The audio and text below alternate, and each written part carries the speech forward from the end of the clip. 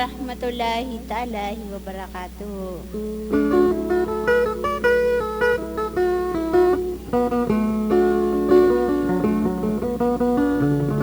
Sa ginangon mang bumapmamanaw sa lamang, minamapapang nintamang bagyan niyo sa dunia na sampay sa akhirat.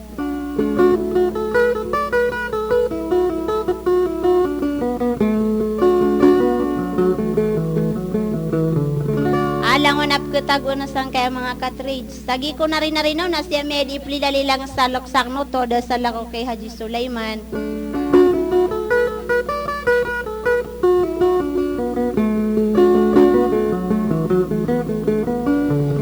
Lamang ano nakarga na ko balaya na kota para da sa lako kay Haji Norlia.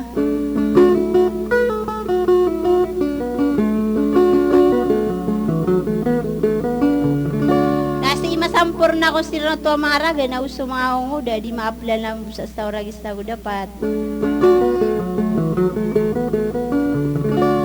Sagi po kumasan yung siya pa bagar kanong sari na rin no nagiswata iyo andang iron to kalalamin iron sa yung daranaw.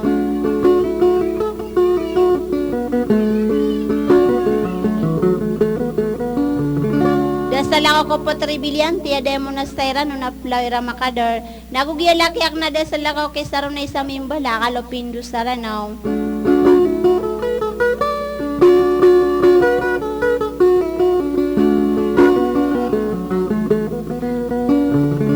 Sa atin na pamamakin ganyo sa titangkay ni Boyd na sa sudi kasubusutuhan tano'y dakapawing inagudakalambay sa tilawas salam.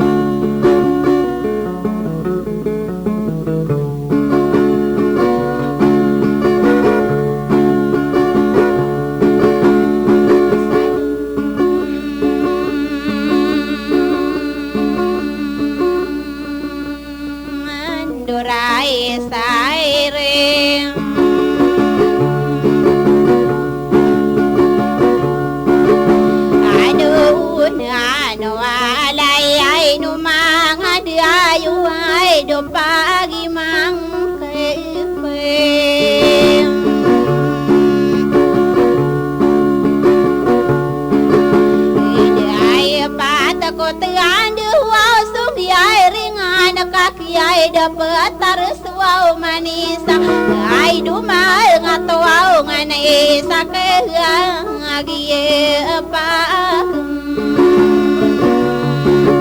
ambara nisaya sa pekiyay rakana na wow na wal kainu abay man nagaw kanu oraray panatalaing walwulong tayakan saya kiyay saryat no ananapay buaw kengasong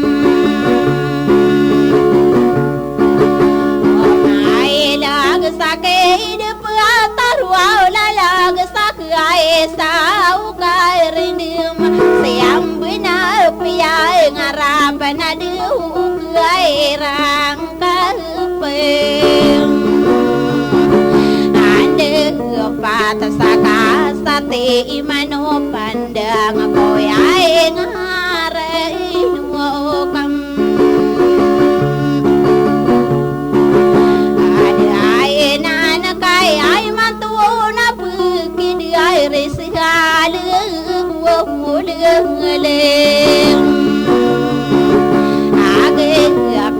napakapulatan ako di ay wow sukim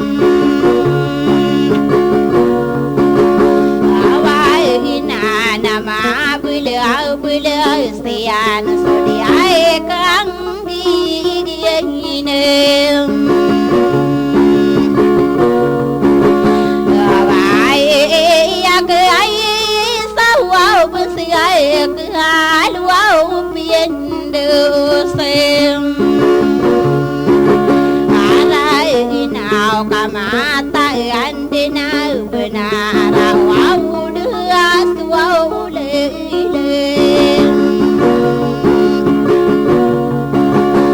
agira anak aku sambuyai koron nama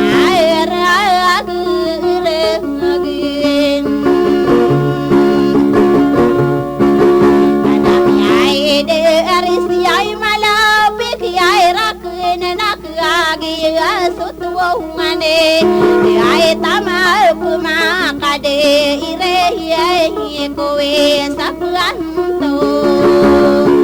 ay ira ada tara ada tau ana sikadi ay Sulaiman ay do bisa ka diitem ake rawe buatannya itu talim berakak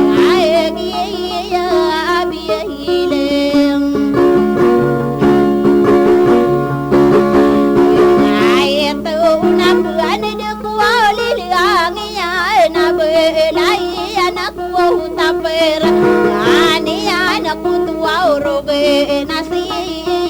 hadiin wahure alehia isaka adita kerau kalang asirum ogie dan tanan wana dumie ya eta kadi bertarem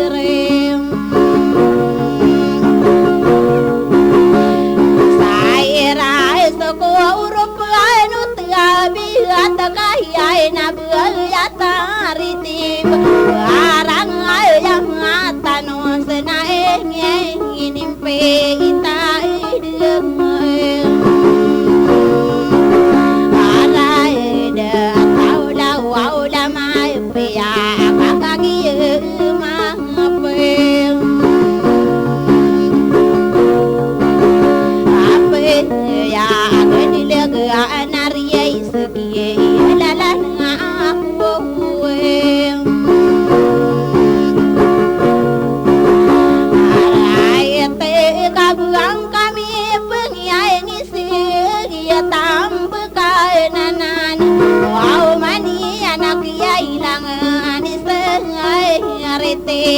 ya anakku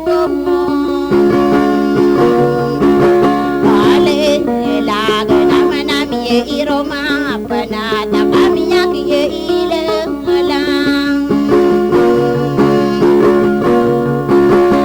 ani yo adani yang panas nai sawa mali ye ire nasang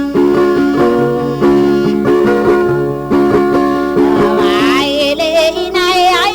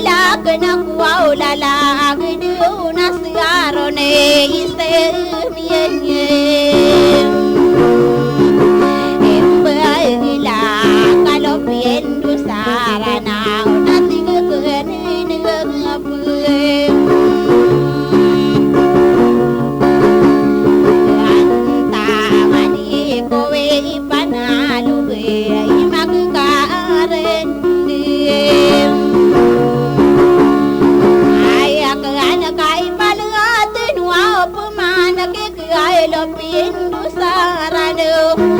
ani ana kapay rase sai delu ma biye ini ana ko mai de na pinagdel sana inwa upeng